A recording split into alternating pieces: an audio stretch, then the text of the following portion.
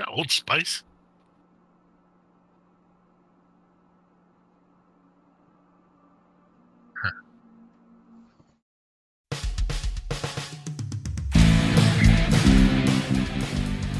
You're listening to the iRacers Lounge podcast, where we discuss everything iRacing in a casual setting. Enjoy.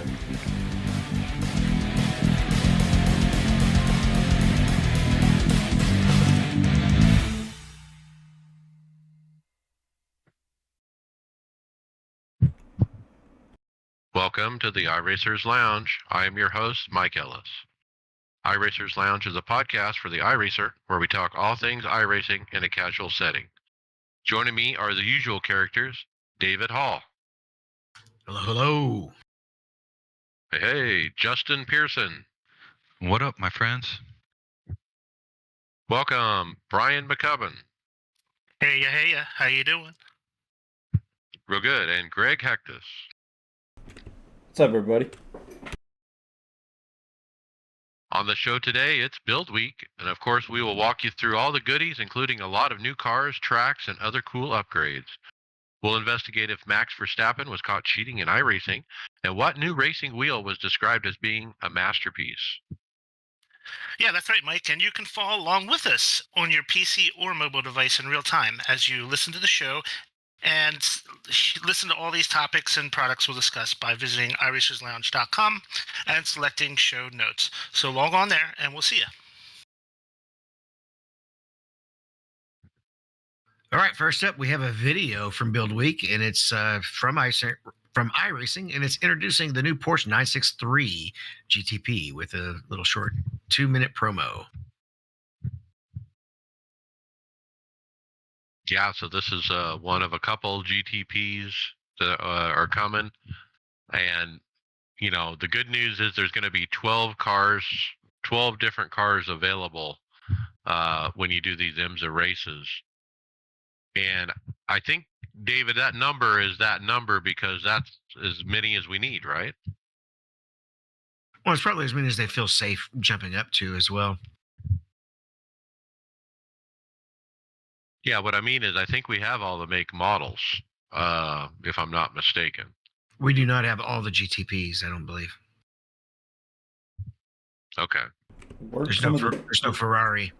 Yeah, there's no Ferrari, and there was another. It was a Gumpit, or it started with a G. I can't think of the name. There was another GTP that competed this year.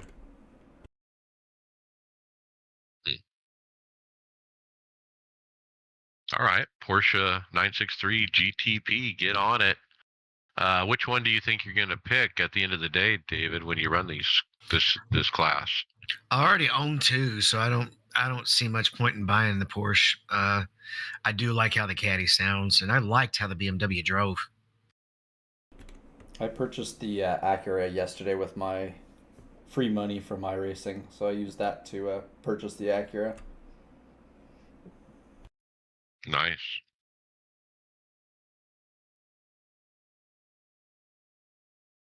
So as we're covering the new content, the next item on the list is the Ferrari 926 GTE.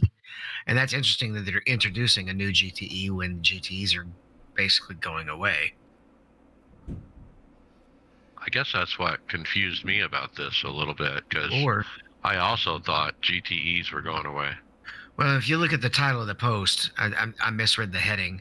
The title of the post in the forum link is GT3, not GTE. Oh, okay. Well, there you go. Let's look at the forum post, huh? You know what the funny thing is if they were going to add the Ferrari, I thought they would add, maybe they'll wait till the next build, but I hope that would be the next GTP that they add then, if they've already got are in cahoots working with Ferrari on some of the cars. Maybe they'll get that GTP car to add to fill up the roster of GTP class.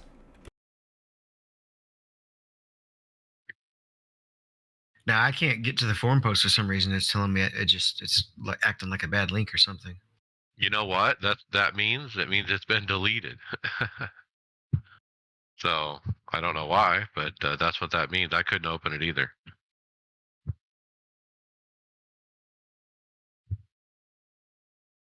All right, let's divert away from the new stuff talk and talk about stuff that we want to not exist anymore. And it is I got this reported. one. Go for it.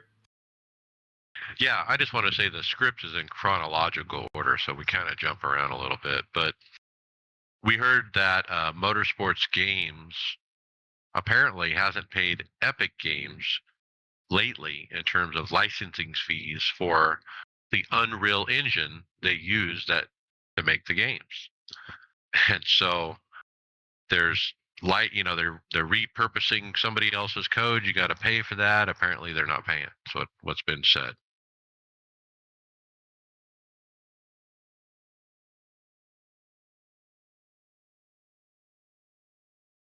And this is comments on an article from Traxian. So we don't know, if this is we don't know for sure if this is real or not. But with all the other stuff that's happening with this company, where there's smoke, there's fire kind of thing.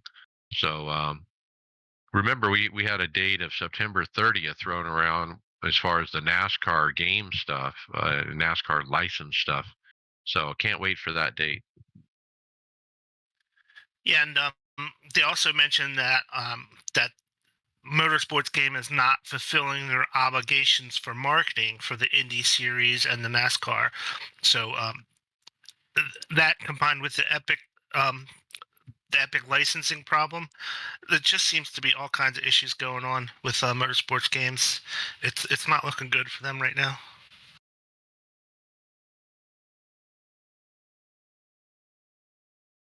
I've got a sim at home and like. Well, we'll see. Maybe Indy will finally get rescued and be back on the iRacing service. Just because Yeah, that's right, Dave. And I'm not I'm not reveling in a company that could be going under. Nobody wants to see people fail. I mean, unless there's some kind of a fraudulent issue going on, and I'm not saying that at all.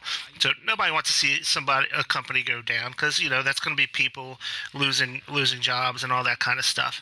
But from our point of view, we're just so desperate to get some of this content to be opened back up to where we can access it again. It's just our hope for something like this to happen.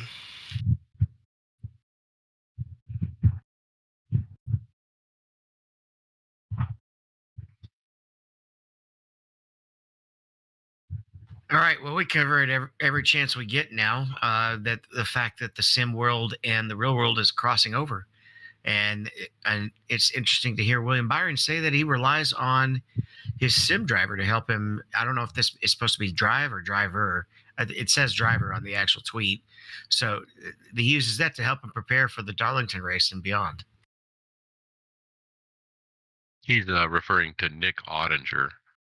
And basically in this 30-second video, he tells the reporter that, he asked Nick for a setup, like for Darlington. And then at the end of the video, he's basically saying the last couple of years, it's really changed where we're relying on iRacing, and we're even developing setups that we end up using on the real track kind of thing. And so that he said something to that extent. Pretty cool that, he's relying on the Coke Series guys for help in the real race. Yeah, I like it how he even name drops Keegan Leahy on 2311. He says he sees him around the track. I love seeing articles like this. Just imagine if one of these setup shop race setups actually ended up on the NASCAR track in real life. You got a Ryko setup and the 18 car. Yeah, that'd be something, huh? Maconi setup shop in the Denny Hamlin car. It could happen in a way. Well, I mean, the way that William Byron kind of talks here, it already does. I mean, it sounds like he's transferring knowledge he's gaining from iRacing and from Nick Ottinger into the real race weekend, but only he really knows exactly how much carries over. But he did mention the word setups.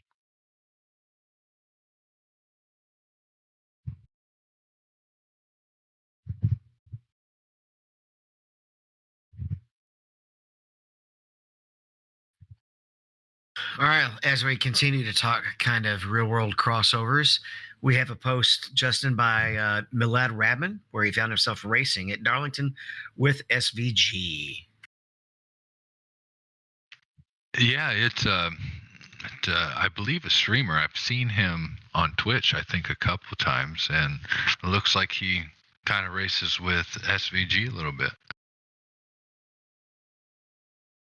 Yeah, kind of a funny video. I mean, that's what he calls it, racing against SVG.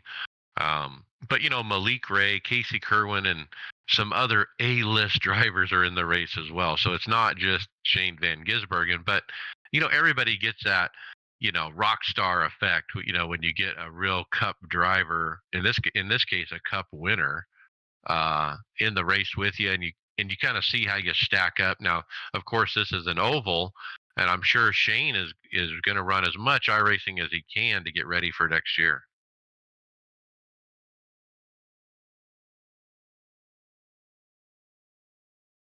Yeah, I think no, he's doing a limited oval or a mixed oval, trucks, Xfinity Cup next year. It's not announced yet, but that's basically what's rumored that's going to happen with his career. So, yeah, between now and then, he's got to get some oval seat time, right?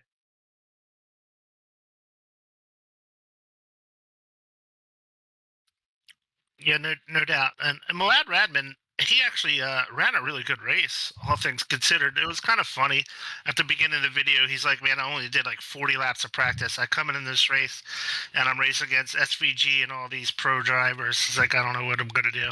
And he actually ran a really good, solid race. He finished the top 10. And he was two laps down at one point, and he got his laps back. So it was actually a really good run for Milat. So even though he was a little starstruck and a little intimidated at first, he actually put together a good race.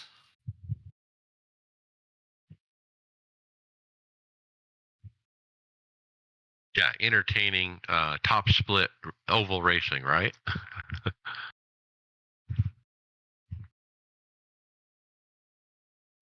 All right, so we've got the season 4 contests coming up, which are kind of the same as the season 3, where you can throw a sponsor on your paint within iRacing, run it, and every time you run, it's kind of an entry into a drawing with prizes from Maconi Setup Shop, Butt Kicker, Sim Magic, Moser Racing, Rigmotech, Falcon Tire, DOF Reality, Next Level Racing, and Pure Driving School and SimLab.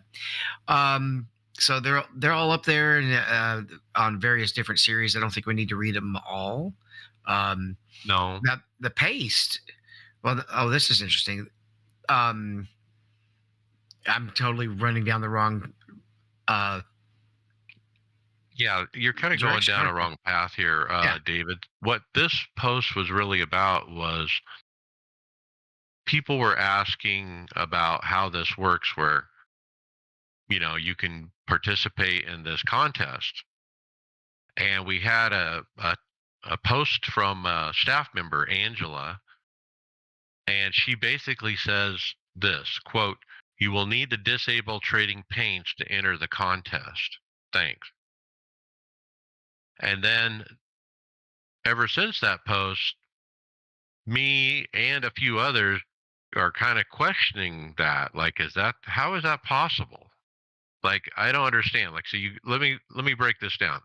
So you go into the sim, you go into the paint shop in the beta UI, or whatever you want to call it, the beta UI. You go in there and you do the paint shop, and you put these sponsor logos. Like, I put Sim Magic on my car. All right. Then I go race in the late models or whatever, and I run it during the season. I should have an entry for the contest. Now, how would iRacing, if she's correct, you would have to disable trading paints. Is iRacing in the background looking to see if you're running trading paints? And if you're running it, are you immediately disqualified? I mean, that's the way it reads. Well, add to that, even if you're not running trading paints, if you have a custom paint installed on trading paints, it's going to show up for everybody else. So what's the point? They wouldn't be able to. But They wouldn't be able to do it by detecting whether or not you're running trading paints. So what they'd have to do is go see if you have a paint on trading paints or not. Right. And so is that's a third party? And so are they looking at the database of trading paints to see if you're logged in? Or, I mean, maybe I can have a trading paints account, but I don't have it installed. I mean, there's so many things wrong with this. I just thought I would bring it up. I don't know if I'm right or not, but It doesn't matter how if does they're installed or not. It would matter if you have installed. If you put a paint on, if you go to Trading Paints and pick any paint, everybody that runs Trading Paints is going to see it, whether you have it installed on your computer or not. right? But I think the whole idea or the point of the contest is go put the Sim Magic, logo on the car. So when you run the late model, other drivers see it who don't use trading paints, right? It's not for me to see it. It's for what other people see, really.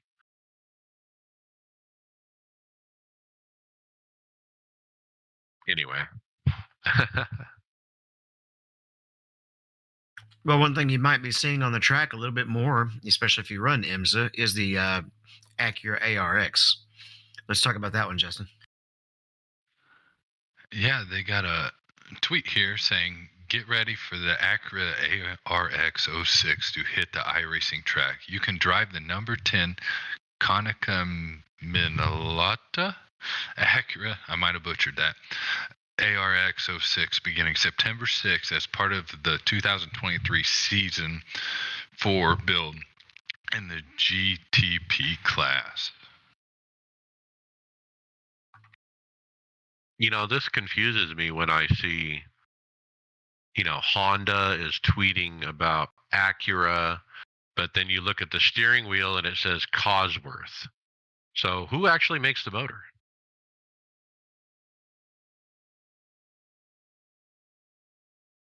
I have no idea. When it says Cosworth on the steering wheel, that indicates it's a Cosworth's, engine. But what do I know about GTPs? Not much. Greg said he bought the car. I don't know if he told us how it ran, but Is Acura kind of like Nissan and what was the old brand that was also Nissan back in the past? well, I assume Honda owns Acura. That's why they would be tweeting Okay. about this. But All right. It was there were a lot of times when two bodies were like different brands with the same, literally the same body, right? The what's Tor- neat about this, when you look at the in-car view of this car, on the right, it's got that PSP Pro Sim panel that we've been drooling over the last few weeks. It looks just like it anyway.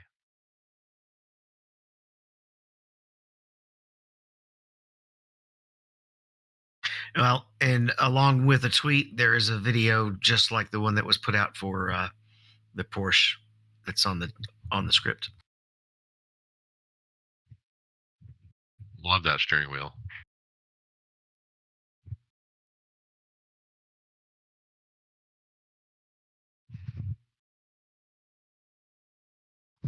So this is next one, David, is kind of what I was referring to to earlier, that we are going to have a full field. The 2023 IMSA GTP field is available in its entirety on iRacing starting next week. Well, that would be the full field that iRacing owns. Now, I do seem to recall that Ferrari's GTP wasn't ready for the last IMSA season either. I think I may be misremembering that, but they don't have every car scanned. But every car that is scanned is in the field.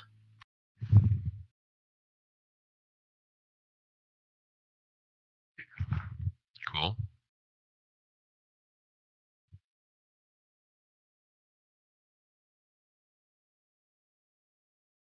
So this next one, since the update's already been done, do we want to cover it? Especially the This one is downtime for the about updates. well, this one's about the test drive. So they made some changes to test drive, it's open for an additional 24 hours after the deployment has been completed, not started. So it could be, 22 hours or, 26 hours if the deployment took 2 hours, plus 24. So that's pretty cool. Before, you could only do it during that 2 hours that they were deploying. So once they finished it, test drive was closed and you couldn't do it. But this is where you can drive any vehicle on tracks you own. That's definitely good because a good large chunk of iRacers are probably working when the patches are happening. Right. I wasn't smart enough to take advantage of this. I was thinking I wanted to try some of the new cars that we're going to be talking about here shortly, but I wasn't smart enough to do it.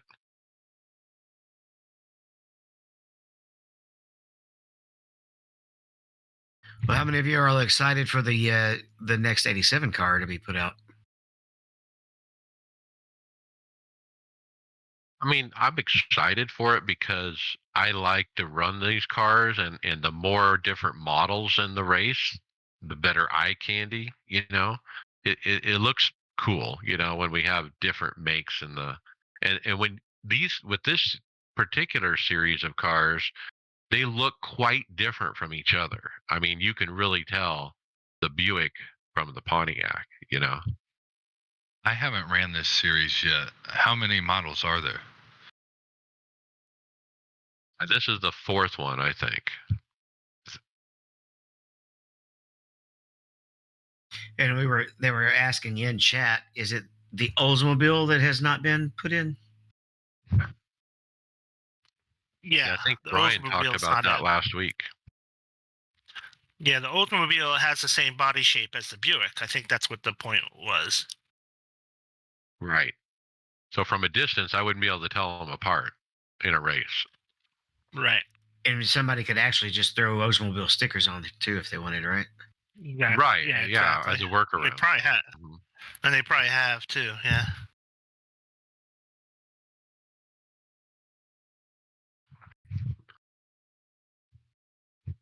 It's fun, Justin. I definitely recommend 87s. Um, be careful. You got to go into it with an open mind about your I rating because if you have some bad races. Well, I'm sold on So it after Tyler. I think it was Tyler on our team doing that Firecracker 400. So I'm going to do that next year and the next time they do that. well, you really can't worry about your I rating if you do NIS either at this point. I know. Or if you have Speaking Brian's of computer. NIS, Yeah. Or if you do the new drafting series. I don't know. That could almost be a farming situation. I usually gain I rating in the drafting series. I lose safety rating though. At least I definitely did this time around at Daytona.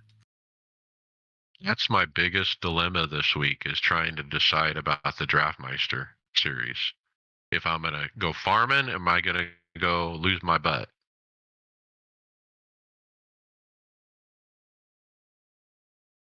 I don't think I'll run it. It's just no. But I know what I know you're not running this week, Mike, is the Bristol 500. Yeah, I was confused. I told the team I'm like, holy cow, we have a full distance race this week. And you're like, what? No, it's Kansas. And I'm like, huh? And so I was looking at the app, the iRacing app, and they put out an article this week that basically said, in big, bold letters, this week, Bristol 500, and I think it was like on Monday they put it out. So I'm just like, oh my, okay. We have Bristol this week because I really don't pay attention much. I just kind of, oh, okay, yeah, we'll go on to the next week. There's 36 of them. They all kind of blend together. And so I had no idea. And then you guys got me corrected in the group chat, and I found this in the forums. I wasn't the only one who saw that, and there was a forum post put up where somebody mentioned it. So there is a staff member that apologized that they had made a mistake and copied down the wrong date or something.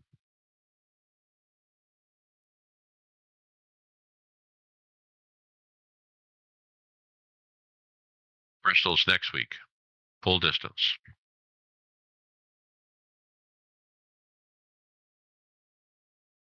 All right, Brian. So the only, I guess, surprise that we might have had in the build is the Super Formula SF23.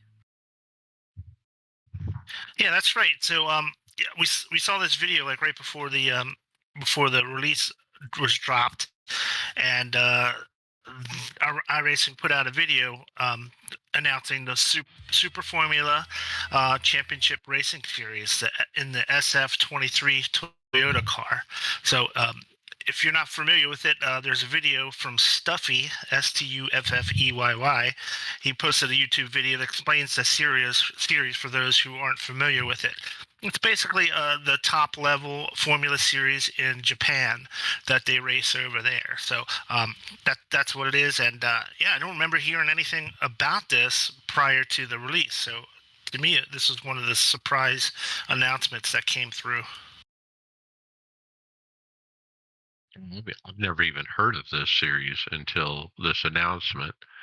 But what I've learned is some people were speculating it would replace the F3.5 car. It's very similar to that. Um, somewhere I saw iRacing, it didn't have plans of stopping the F3.5 series though. But other people are saying this is a great car and series as the stepping stone, similar to F2, like before you get to F1. And this car is better than an F2 car as far as corner speeds. Are more similar to an F1 car. A quick glance at the video also says something about an overtake system. So it's got a push to pass similar to iRace or to the car that shall not be named. Yes, there is a push to pass deal. I think he said it was unlimited in the practice he was in. You could use it anywhere on the track. The video says during a race, 200 seconds is what you get.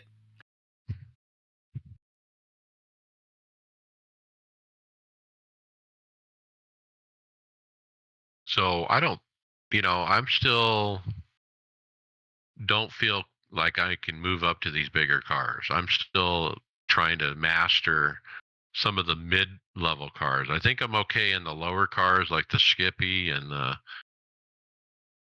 uh the Lara one. The other one, I'm kind of thinking I'm going to be running this season is the F4 FIA races, the regional championships. I think I'm going to do those on a Thursday night. I'm going to run once a week.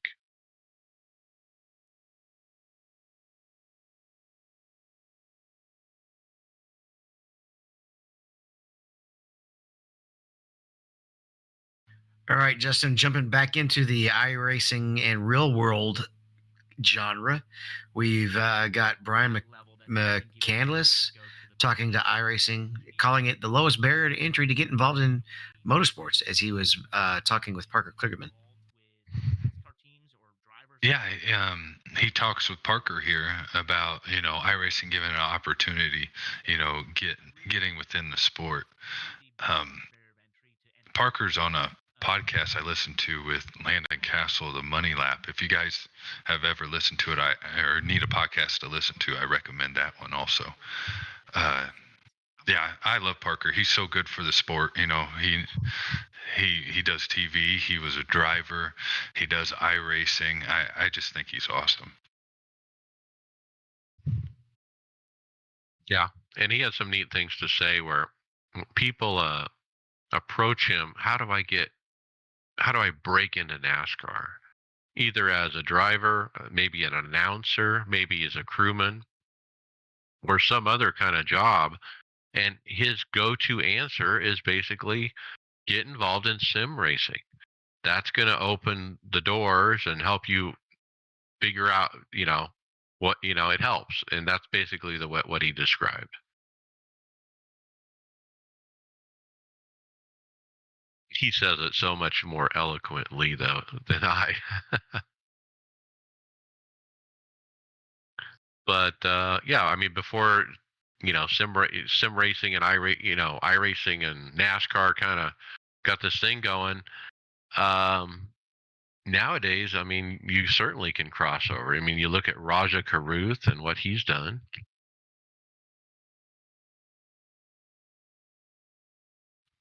Yeah, and it's given people opportunities who you know who don't know how to get into the sport. If you don't have either the funds or the history in your a family history or something like that, getting into motorsports is really difficult. And iRacing kind of opens that door to at least get your foot in, get a feel for it, and then you can go from there. And I think that's a really good point because um, other than that, it's not an easy sport to get into. Guys who might live in metropolises, that's really hard to get into, and that's where the majority of the population is. It's not in the rural areas that have local dirt tracks or local small tracks. It's the populations are in the cities, and people who live there don't have that kind of opportunities. So this iRacing is perfect for that. Yeah, Keegan Leahy is like a perfect example. Like you think about that him, this kid who studying to be a weatherman.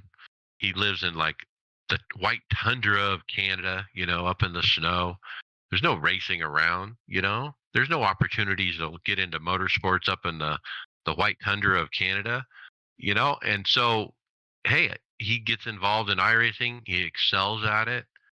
He gets Now he's working for Denny Hamlin. He's traveling to the track every week as part of that 2311 team. I mean, what a story, it definitely broke him into the business for sure. Yeah, exactly, Mike. And it doesn't have to be in as a driver. Like you said, you know, you can get in as broadcasting. There's different places where you can apply to be broadcasters for leagues and things like that. And if you put in the time and the effort and you have some skill, you can really start moving up from there. It's another avenue to help us get connected with racing, period, motorsports. Right. Like, let me give you another example of what you talk about with just a connection. I'm a big NASCAR fan. I have been for my entire life. It's been a long time.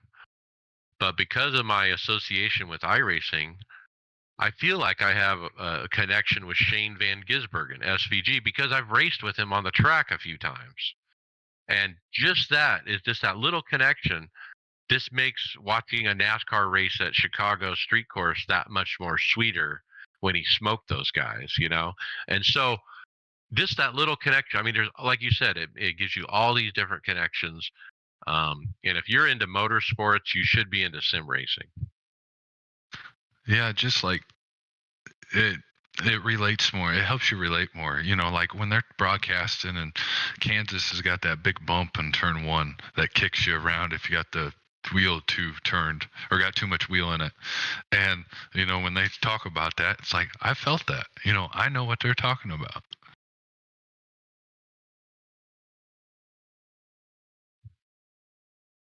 Pretty cool. All right. Back into the build arena, we have a major AI upgrade with 8 cars, 5 of them new, and 18 track configurations and 7 circuits that are across 7 circuits that's going to be available for the iRacers single player mode and the release of the new build. I got to say, AI is part of my weekly routine now on a Tuesday night. Running 20, 30 laps on the NASCAR track, getting ready for Wednesday night. I run it AI. This week, especially week 13, there was no A open as usual that you could kind of run as a test. And even when there is, I usually don't because I'm trying to save my rating. But the AI testing has been working for me. So, yeah.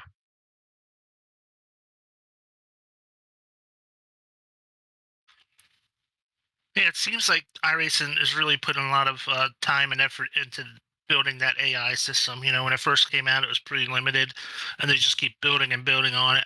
Who knows? We heard them talk about possibly having like a career mode or something like that, and in order to do that, all this AI content's got to be available. So, maybe that's part of the process of getting to that point of doing career mode stuff. Yeah, I think they're just trying to knock it out. Let's finish it up. Let's get all the cars where they can do AI. Why not? Um, I think for an iRacer that's coming up, or a newer iRacer, I think AI presents something that you would do that in the past, we before AI we would never do.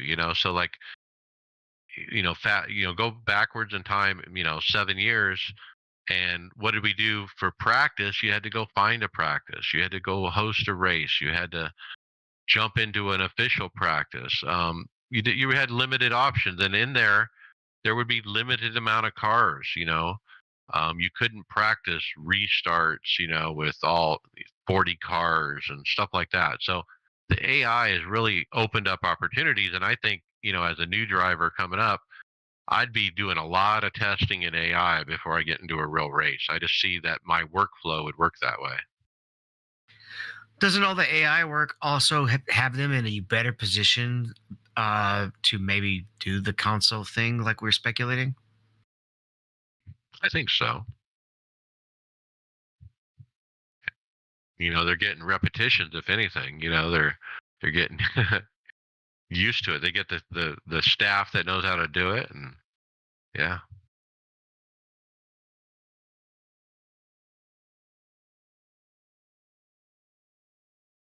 I wish I could skip around the copyright notice on the Bad Boy song for the next one.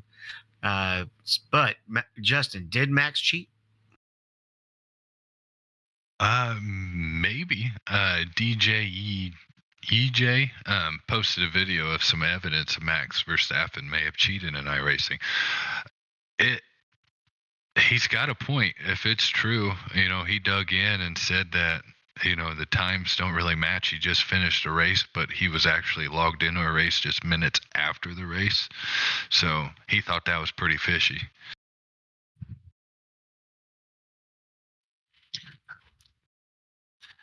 Yeah, Oh, it was timed, wasn't it timed when he started with Team Redline?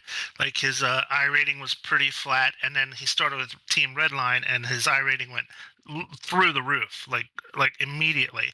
I think there was one day that it logged that he was racing for 13 hours in one day.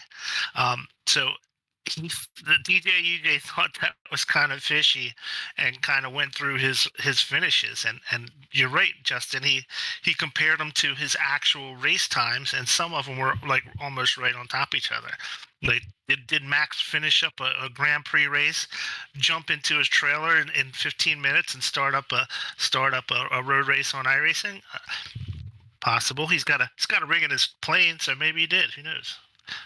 But yeah, it seemed kind of fishy to DJ EJ. It was kind of cool video he put about it. I'm curious how you get this idea, and how do you figure out, oh, okay, I got to go look at the Formula One schedule, look at the GMT time of the race. When did the race end? Oh, he's still on site at the race. He's probably doing a podium right now. And then I have this result that said he finished in a GT3 car at the same time.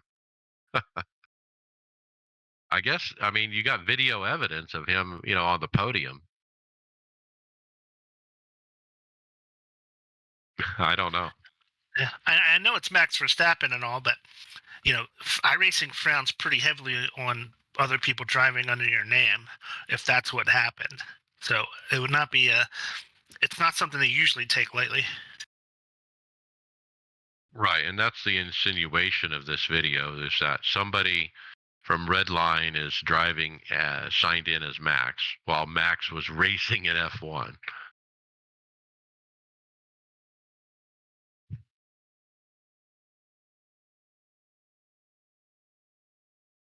That's pretty perplexing. Well, we have already talked about a lot of the pieces of the update, but it's time to look at the patch notes. Right, and the highlights, we've already covered quite a few of them: the Acura, the Ferrari, the Grand Prix, the Porsche, the Super Formula. What we haven't talked about is the Circuit de Le Donau, Kern County Raceway Park. Circuit Zandvoort has a rescan and update. Some more sim optimizations that include more loading times and reduced memory usage. This is probably the biggest feature of the update: the ability to load the 12 cars per model. Isn't it? I think it's a big one for sure. I like from an oval driver perspective the spotter changes. I don't know if you guys have noticed, but there's some new spotter calls that they call out, especially when you have damage. Like I had a minute and a half damage, and he told me we can fix most of it, but not all of it, or something like that. The spotter says. Um, and there's some other calls. What were they, Justin? Do you remember? There was one about the tires. I'm trying to find it here. That was really interesting.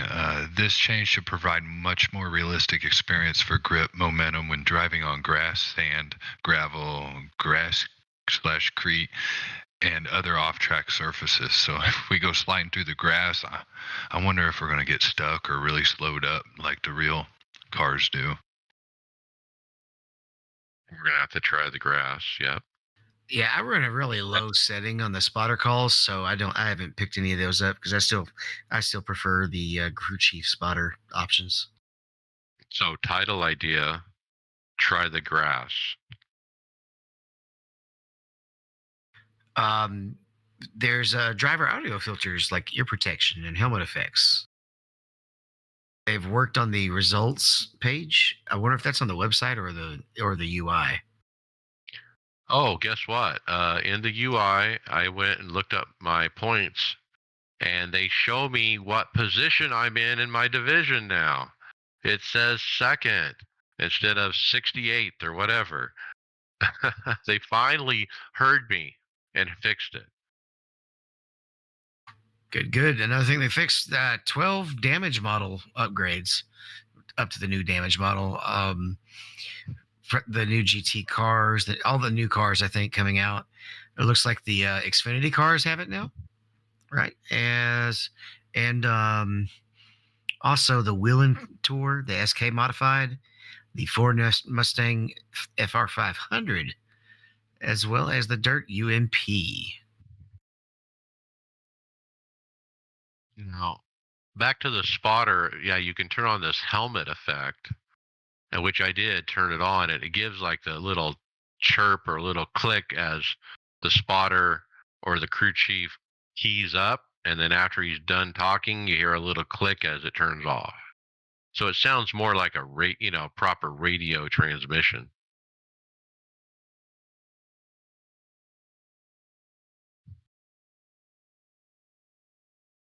Do we need to actually open the script, or is that a pretty comprehensive highlight list? Well, I'm kind of rolling down it just to look real quick. The force feedback, they added this intensity slider to the driving controls options screen. This slider replaces the auto force factor setting value previously found in the app INI file. This controls how the auto button in the F9 box behaves. With the slider set to 100%, it behaves as it did last season, giving you the max force that your wheel can produce. With the intensity slider set to 0, it'll attempt to both lower the forces as well as give you some variation from car to car, so cars with higher force feedback will feel heavier. So I'm going to run that at 100%. I guarantee you. I didn't like it when he changed it to 0. Now he's put it on a slider, so you can do what you want. But if you want it normal, you want to make sure to slide that to 100%. Here's something we haven't covered actually: the race control. Several penalties have been changed from stop and go to drive through, including exit checkpoint failures. are now drive through penalties. Pass inside penalties are now drive through, and the jump start rule for standing starts is also just a drive through.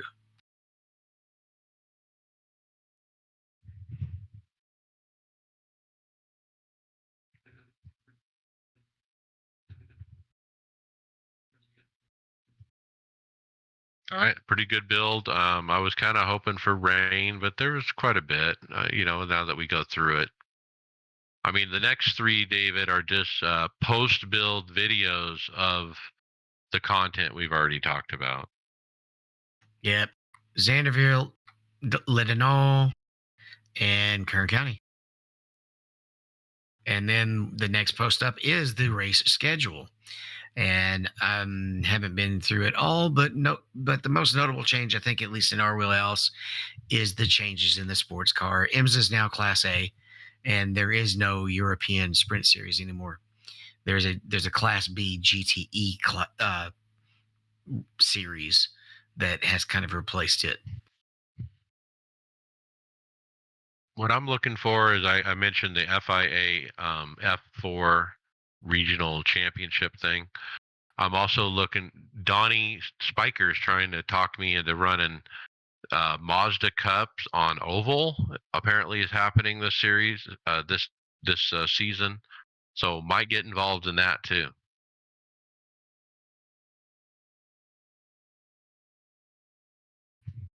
Okay, the next question or article is about a sound issue, and it sounds like somebody has Rice Krispies in their headphones, but there's no snap or pop. There's just crackle, right, Justin? iRacing introduces the new Circuit de Mion with the YouTube video, and I haven't seen this one yet. We're a little I further think down. you're on the wrong one. Oh, Some No, drivers I'll are take it. noticing a crackle sound in the ear, and David Tucker says they're looking into it. That's the gist. The sound is different. I told you guys this last night in the race several times that I ran AI race Tuesday night. I ran NIS Wednesday, and the sound is different. I can't tell now. I don't know if it's crackles to me. I mean, people say it crackles, and he's telling people turn off your LFE. No, I'm not turning off my LFE. That's part of my sound. If he's got a mess, he's got to clean it up. But there's definitely something different with the sound. I can't put my finger on exactly what it is in my sound, but it doesn't sound the same. It sounds muffled. That's interesting because I didn't notice any difference in the sound, but I did notice that my LFE background noise was higher. Yeah, something's changed. I haven't placed it yet, and David Tucker's looking at it, so he'll figure it out. Yeah, they seems like they've done a lot of tweaking with the sound on this build, so maybe it's just a little thing they need to work out. But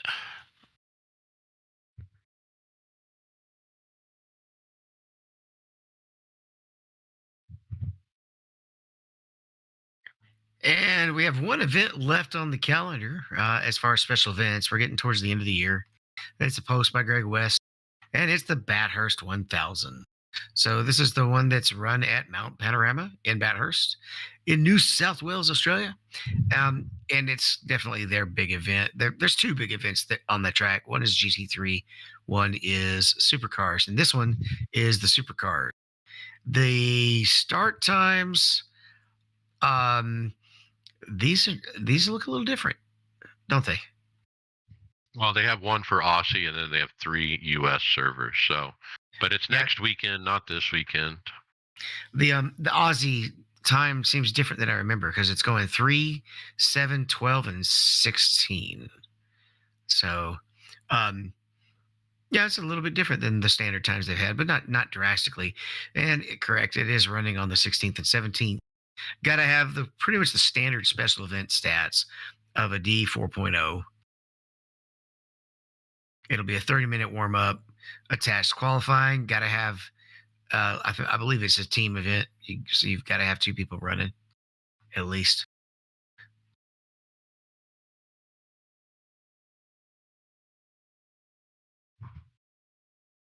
Okay, podcast housekeeping. Leave us a review on your favorite podcast platform to make it easier for more listeners to find us.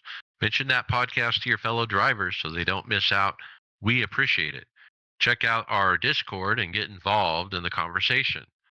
And check out our website for the show notes and see visually everything we're talking about. Don't forget, we have a brand new merchandise store. Get your iRacers Lounge podcast hat, shirt, jersey, a giant mouse pad. There's all kinds of cool stuff for sale. Please check it out. You can type in a link, iRacersLounge.shop instead of .com. We're in regular rotation at the Performance Motorsports Network.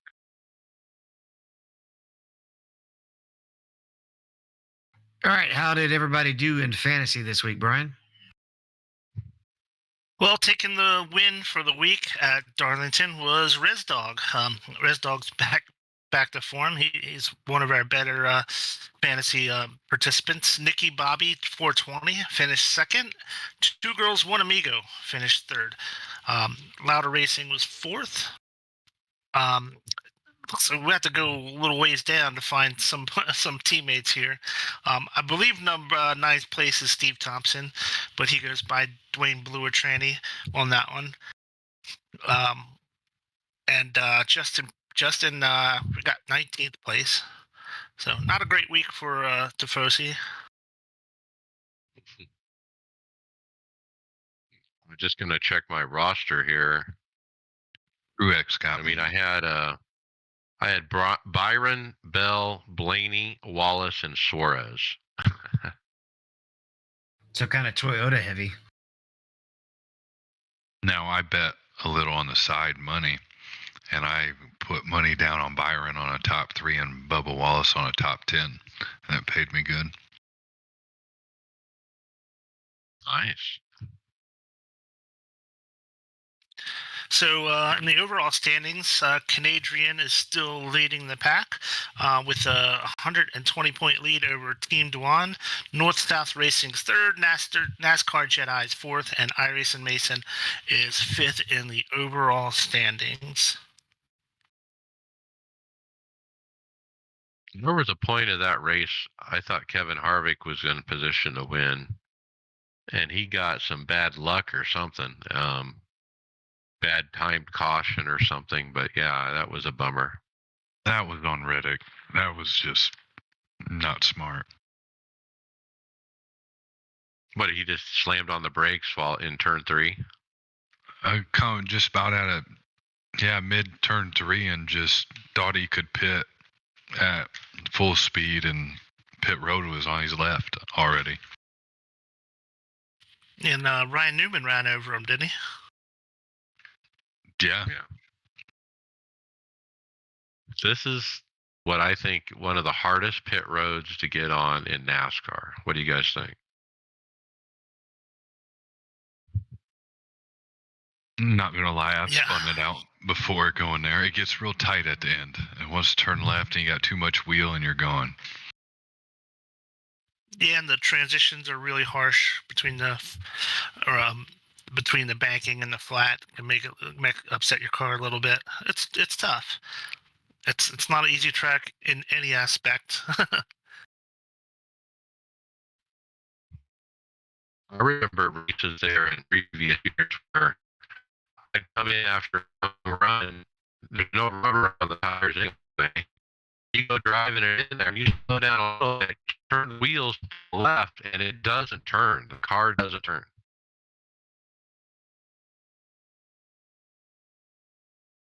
I think it cleared up. Something else. Mike, your signal went really Sorry. sloppy there for a second, didn't it? He was Sorry about that. choppy on video and audio. The biggest thing I find about the pit is that it really just kind of sneaks up on you. You don't realize how far you have to turn to get down there.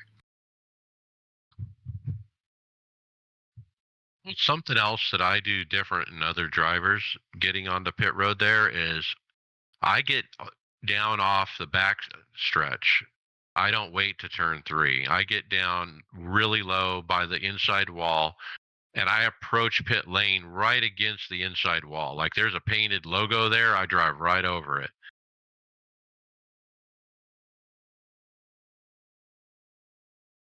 All right, what about this week? I mean, who do you guys like for Kansas? Got to be the Hendrick cars, right? Yeah, I was gonna say you're going back to the mile and a halfs, the cookie cutter type, and that usually favors Hendrick. So, I would definitely look at Byron and Larson would be my two favorites from there. I was going to say Hamlin and Larson. It's going to be another one show. I mean, what was the last one they went at it where Hamlin fenced him? Oh no, that was Pocono. There was another one before that, Michigan. I think it's the same track, just about. They call it a mini Michigan. I heard that referenced on a podcast today.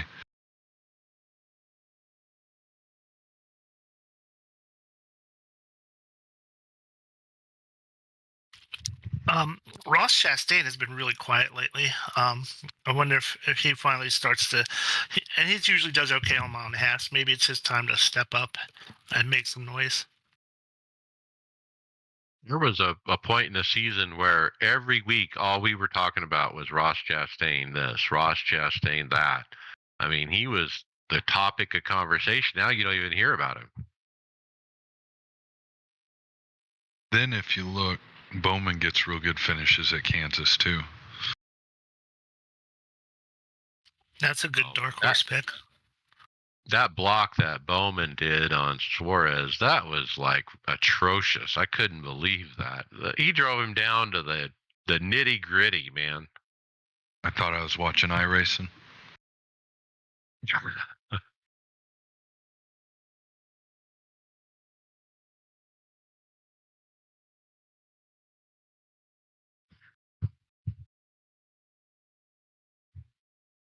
It is time for some hardware software sponsored by the Metro Ford of Chicago.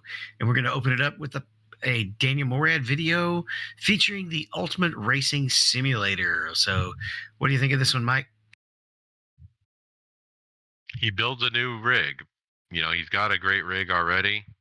He's got some great sponsors, though, that want to give him more equipment. So he basically built a new rig. And, ASR Pro for the cockpit. And, I mean, you can't go wrong with that.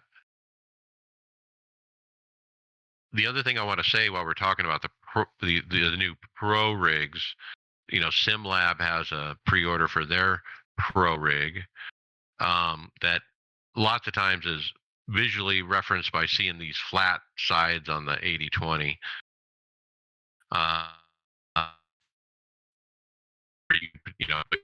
Maybe paint it and that kind of thing. I was telling my group, I think this is like the turning point for cockpits. I think this is going to be the next go-to cockpit is the Pros that ASR has put together and SimLab has put together.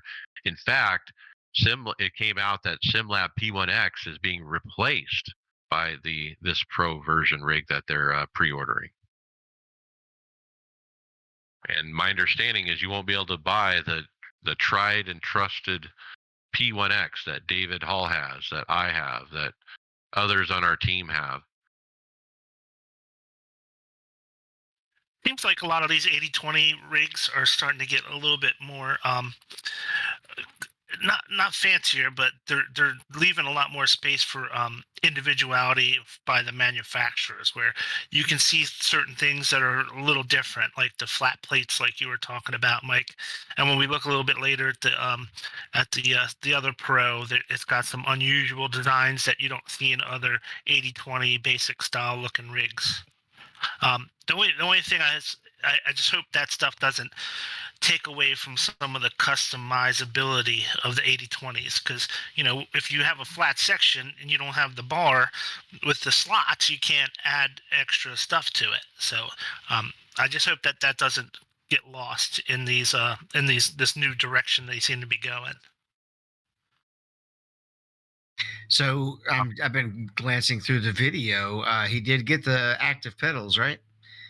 Also, it's interesting on the And the accessories. ultimate base. Yeah. On the accessories, it's interesting as well. He's got both a stream deck, not stream, yeah, stream deck, as well as the other one that looks like the stream deck, but it's not really a stream deck. The PSP, yeah. Pro Sim panel that we've been talking about for the last few weeks. Yeah, he's got that. He's got that Porsche wheel rim, the really nice one from where is it from? I forget the name of it. He's got SimCore. Yeah. The Grid by Sim Lab, is it? Is that what that is? Yeah, it's like a very high-end wheel. He's got the ultimate SemiCube, like not the Pro I have, but the next one up. He's got the active pedals. He's got a really nice seat. He's got D-box motion. He's got a really unique camera mount. He's got actually 3 cameras in his studio. He kind of goes over that a little bit. He has a really cool shotgun mic for his audio, which is a really good idea for streamers. Instead of getting a regular mic up in your face that blocks your vision, get one of these shotgun mics that just points at your mouth and you keep it 2-3 feet away from you. Great idea.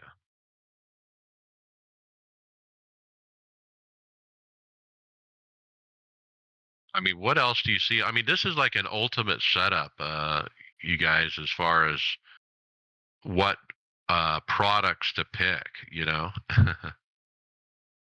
Does he say a Yes, price? spared no expense. Spared no expense on that one, right? I don't think he bought any of this, to be honest, Justin. Is it 5 monitors? Is his streaming monitors up there up top? Is that actually 2 monitors or just like an ultra wide? I don't know. Looks like a wider one, yeah. He got lighting as well for the video stuff, and the walls are all blacked out. He's got helmets and stuff on display and other artsy stuff that looks cool.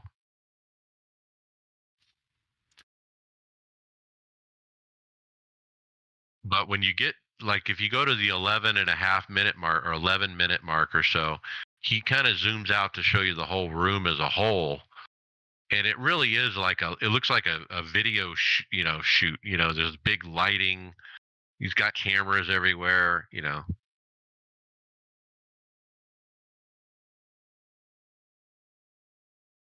I think as far as triples go, they're not big enough to be called the ultimate racing sim. So that's the only thing. And he admitted it in the video. He said, this is something that's not new. I'm going to go with the same triples.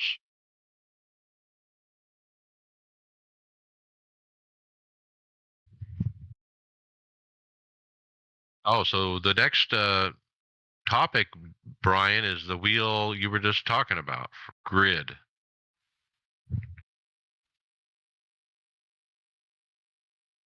Can't hear you. How's that? Yeah.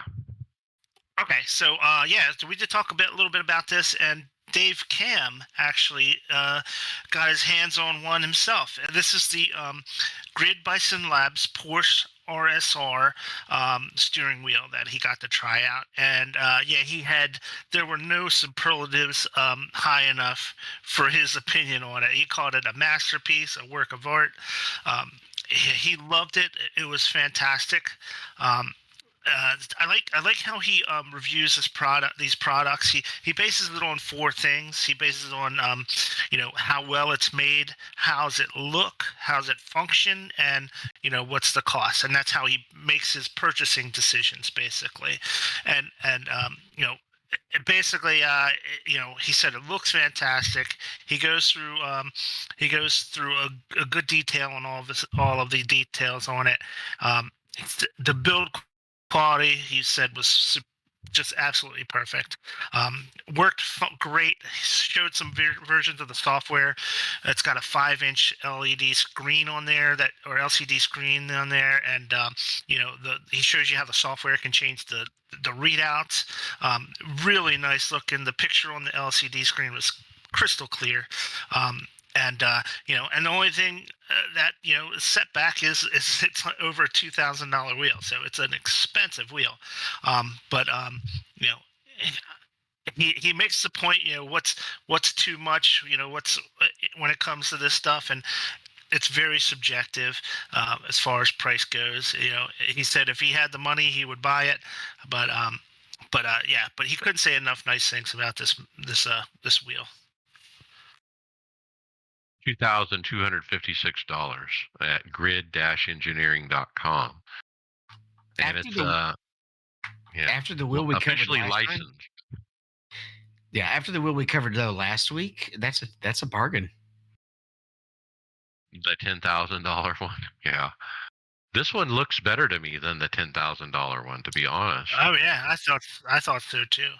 And it is all um, the Porsche sponsorship is all authentic, so it has Porsche's full support, which again throws a little extra as far as the expense goes to it as well. Right. It's got that emblem on it. It's got the quality that Porsche is known for.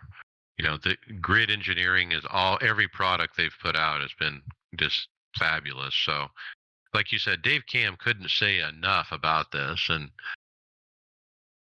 there's a small group of people in the world that sim race that buy this high-end equipment.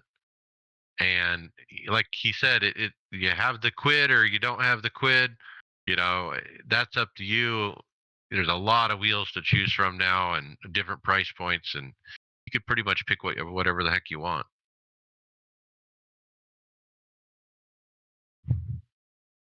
It's a beauty. All right. Well, we did cover the SimLab P1 Pro, or I guess is it just called Pro? I don't remember the letters, but we P1 covered Pro. It is P1 Pro. All right, cool. Mhm. Well, this Instagram post by them is talking about their integrated monitor mount, calling it massive, combining adjustability and looks with the Vario mounts included for perfect alignment. And it's just got a few nice shots of these new rigs that do seem to have a lot of adjustability options. I love this. I mean, when you compare this to the integrated triple monitor mount from Sim Labs that I currently own, it has zero adjustability to move forward and backwards. Like this has these big old sliders that go forward and backwards, it looks like. If I was to move mine, it would be tricky for sure to get any kind of movement that direction. So right off the bat, I'm loving the new design.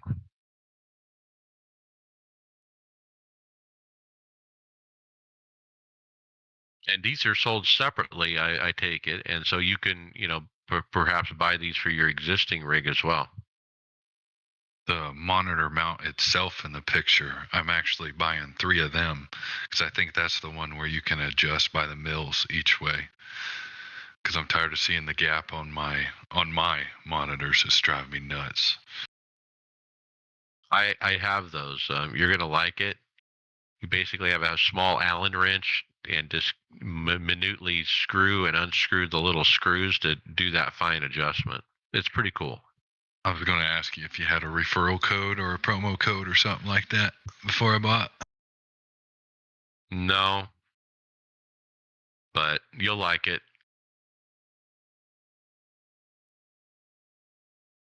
All right, Justin, tell us a little about Dave Cam's review of the Grid button box, the Grid Porsche button box.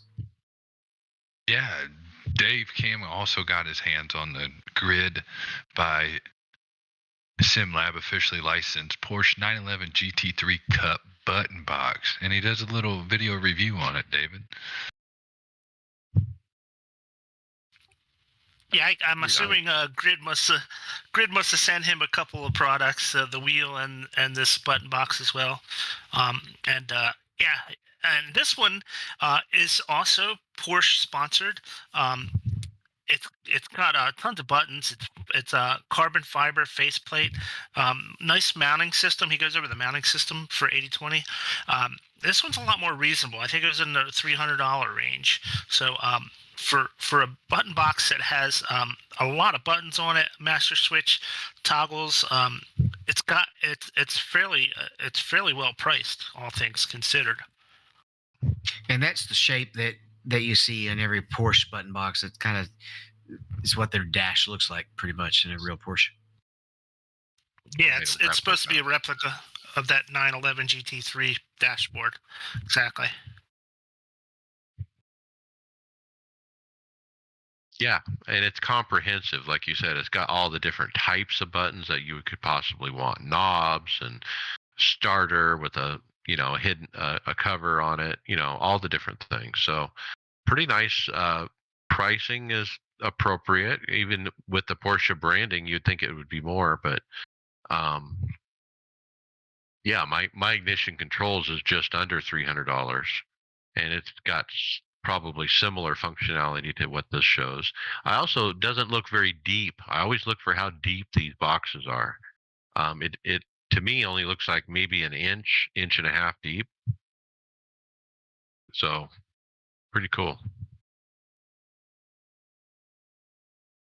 All right, we covered this last week. Is it back up here because of the fact that it's replacing the P1X, or did we just not get it off the list? Well, I put this in as a placeholder to talk about what I mentioned before, David, that I feel like when I mentioned this in our group chat this week, this is the next generation of cockpit. It really is. And I'm kind of curious, is Track Racer going to follow suit and some of the other main cockpit manufacturers and do their own pro version? Yeah, that's why I have it back on the script, but I already mentioned that.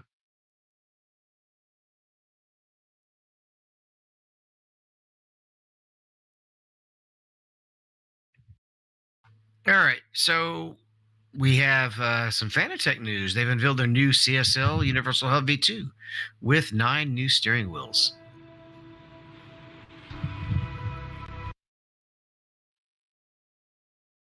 Right. And it's 199.95 or $200, 200 euros. The hub is 200 euros when you purchase it with one of our selected wheel rims. You have to buy the rim and the hub. So this isn't the long-awaited quick release from Fanatec, is it?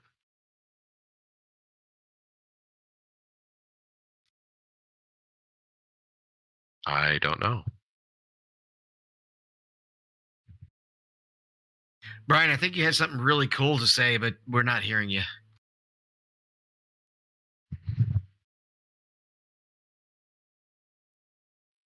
Anything else? Can you hear me now? There we go.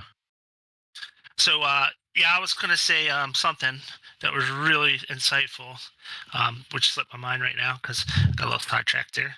But we were talking about the Is this the quick release that the we've been Fanatec, waiting yeah. for? No. Right. No, I don't think think so. I think we're looking for a quick release replacement for the Podium Hub, not for the CSL series of wheels. So yeah, this is definitely not what I would be looking for to upgrade our quick releases. I just not feeling good about buying into Fanatec right now. I mean, sure, if you have it, but if you're starting fresh, I don't think I would recommend Fanatec. I just wouldn't. So this is an upgrade to the older model, correct?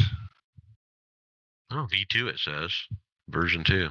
Well, when I bought my rig, the reason I asked that, when I bought my rig, I bought the last year's version of this. I actually got it brand new in the box. I haven't used it. I can't use it because I was so naive. I thought it worked with the actual wheel rim, not the hub. Like it didn't match my semi-cube. So.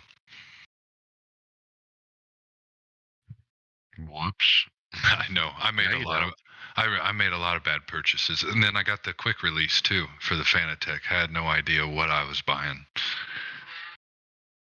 That's brand new in the box too. If anybody needs it. Was that the Podium quick release? Yeah, I got the quick release, then that hub thing, brand new, sealed. I might have opened the hub to see the buttons. Yeah. If you can't use it, get that stuff sold, man.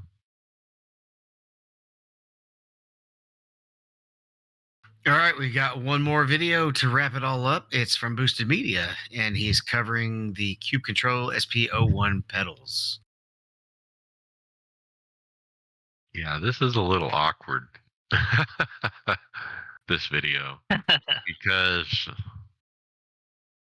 I mean, so if you read the comments of the video in the comments, you quickly realize that he might have had some kind of pre-production set of pedals, and which ended up being different than the pedals that were actually shipped, and that might account for the kind of bad review that Will Ford put out for these Cube Controls load cell pedals. So maybe more to come. I don't know if that was the reason, but basically when he went to step on the pedals, throttle or brake, the little twisty knob thing would turn just slightly every time he pushed down on the pedal.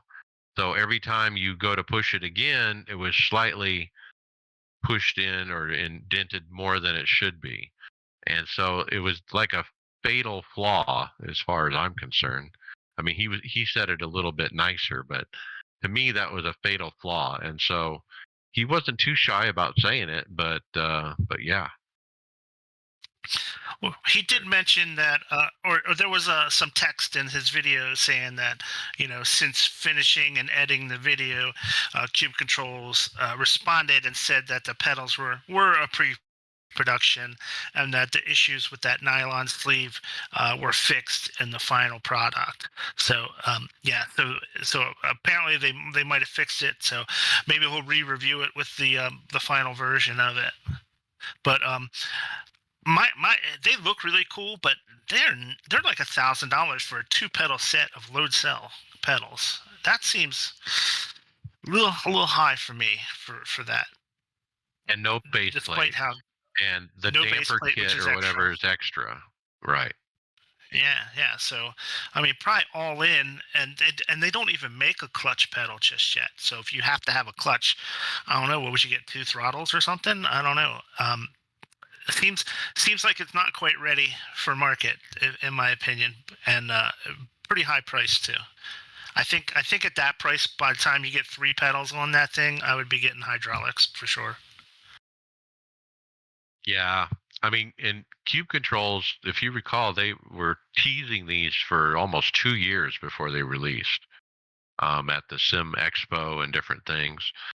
And they kind of look futuristic and they have a neat look to them. But yeah, I mean, with all the things that Brian just said, and, with Will Ford comparing it, financially to the Heiskenveld Ultimates, you can get Heiskenveld Ultimates or Simtrex or some other pedal that he mentioned, for cheaper than these, and you would have a base plate and 3 pedals, and you wouldn't have the little problem that he found and so forth.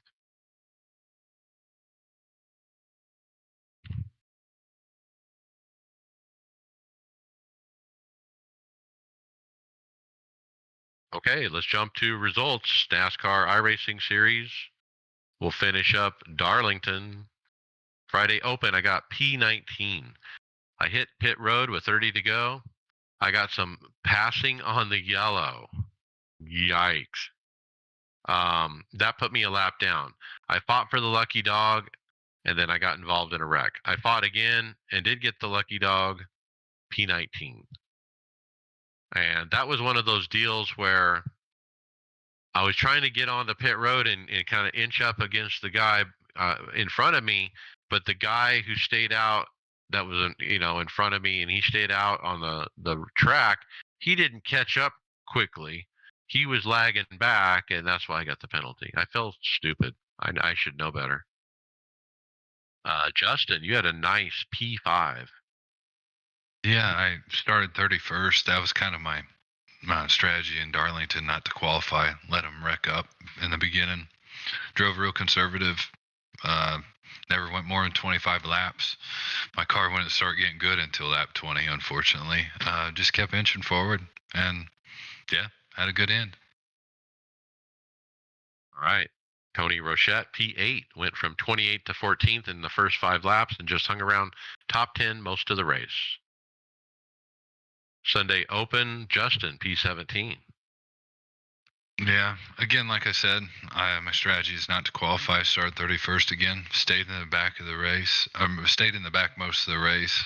This is my biggest split yet for an NIS 3.8. Top 5 drivers were 7K, 6K, 5K, 5K drivers. Kind of intimidating.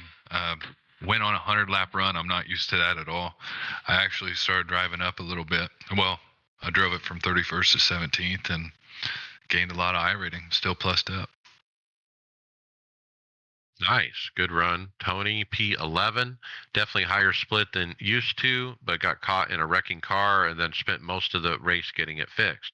Was even 2 laps down at one point and finished on the lead lap. Chris Waldron, P7. Stayed safe and avoided wrecks. Good, clean run. All right, moving on to Wednesday Open. Now, before that, I'm going to tell you the points over Tom Dreiling over myself for Division 3. He had some, I want to say 140 points lead on me after the end of Darlington. So I've had a couple real bad weeks. He's done pretty good, and he's a much higher iRating. So, yeah, he's definitely gapped me. So we'll see how it goes this week. Wednesday Open, Kansas, I got P22. I just screwed up and ran over a guy. He kind of got into the wall, and I got wrecked real bad. 7 minutes damage. I limped it home. P22. Chris got a P6. What a great run for him. David, P15. Yeah, I got a little robbed from a waiver round, and I've sent in a replay to iRacing. In fact, what I think happened is we had one guy that was in the lead. We had a long green flag run. We're past lap 50, so everybody's starting to short pit, split their run into thirds. Caution, of course, comes out on lap 51. There's 7 cars that haven't pitted yet. Well, all of them but one pit. He I guess didn't realize pit were open, or the field didn't get caught up quick enough for him to feel safe to pit, and so he doesn't pit, but he pits the second time around because the pits are still open, right? And so he's in the pits, and we're coming to, I guess, what's going to be 2 to green, and then all of a sudden, 4 of the lead lap cars that pitted get to come up and pass half of the waiver round eligible cars. So we get stuck a lap down behind the leaders and have another long run, and then we don't get the waiver round, even though they pitted, we didn't. So we're sitting there running on they've got the fresh tires and everything. We're running on older tires and didn't get to go around. I did finally get it back, but it was very late in the race, and just kind of struggled to get back up to 15th. So not terrible. But I don't like the fact that half of us, or about 6 or 7 cars that should have been waiver round, didn't get it. It must be something to do with the guy pitted the second time by. Yeah, your waiver round is determined, when the first time the pits are opened is when the waiver round is determined. And because he was still out, you lost it. And that actually then why doesn't it close the pits for leaders? Because it closes the pits after 2 to green, not 1 to green. So it should not determine the waiver round based on that. But even though I'm pretty sure that's what it did, because the guys that were getting to pass us on that lap were marked position 2, not position 1. But that's simply they shouldn't be sticking us behind them at that point. And we didn't have to go behind the whole field, just 4 of them. There were quite a few other lead lap cars that I was 4th in line, actually, or when we went green. and was started in the lucky dog position, in effectively track position 7. All right. Justin, P30. Ouch. Yeah.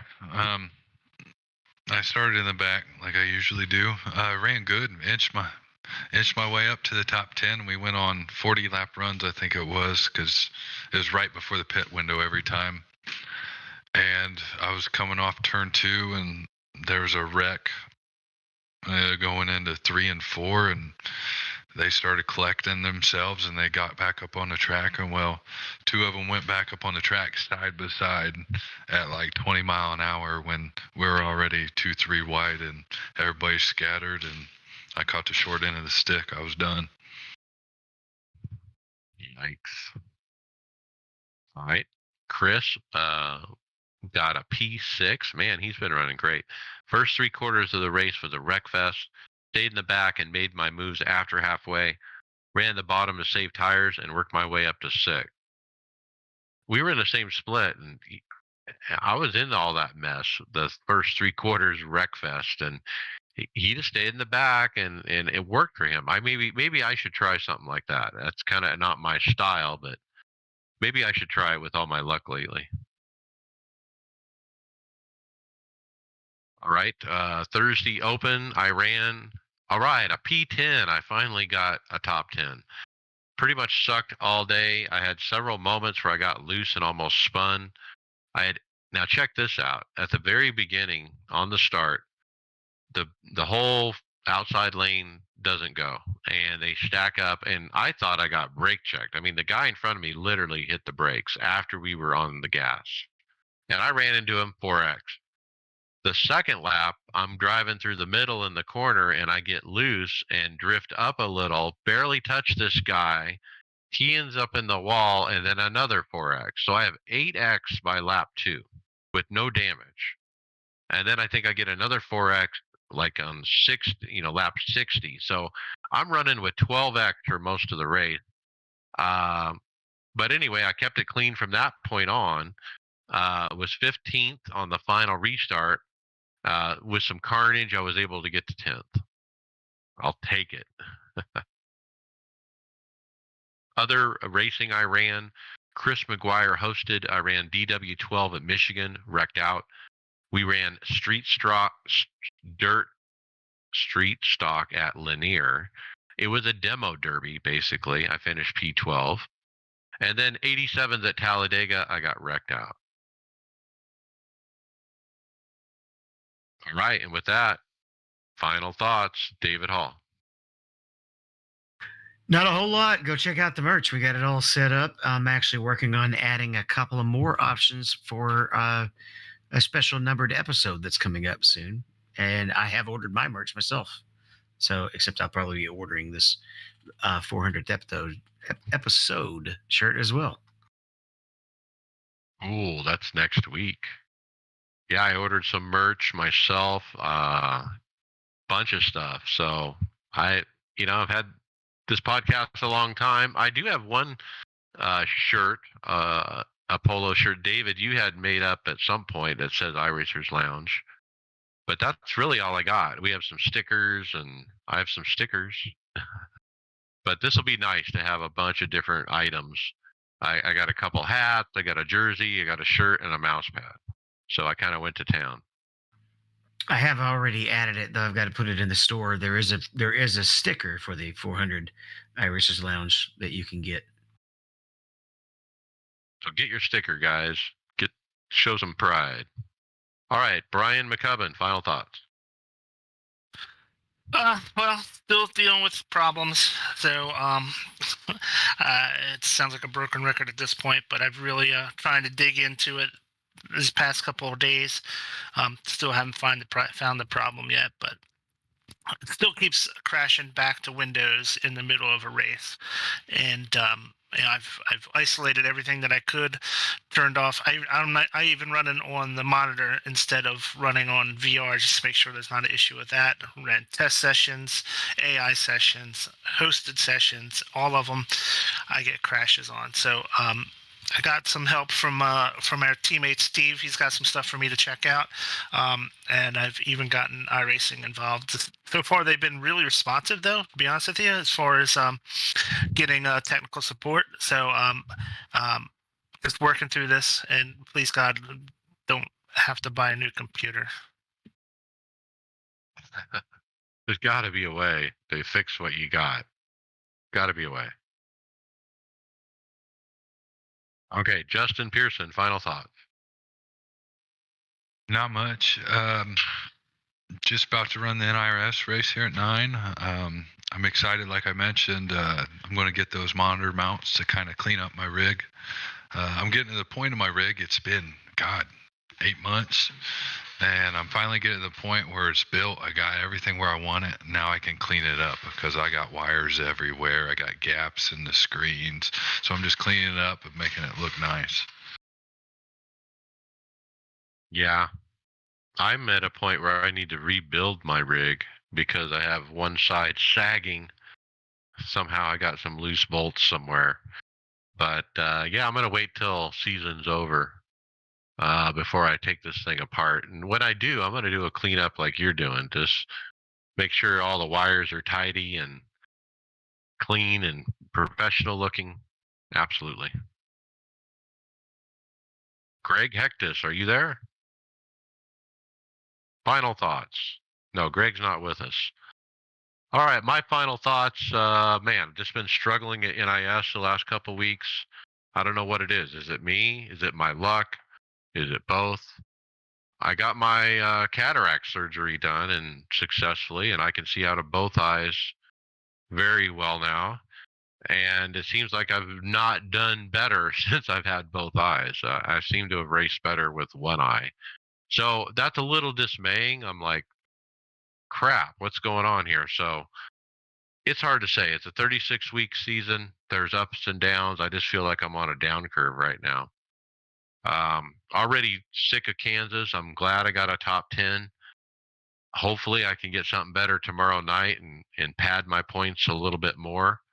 As far as the points go, right now, 36 points, but Tom has not run this week. I don't think he ran last night. He did run today. He'll probably run tomorrow or Sunday, and he'll get 100 or so points and get it back to where it was.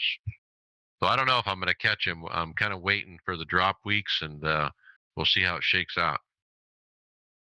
And with that, hey, we'll see you on the track later.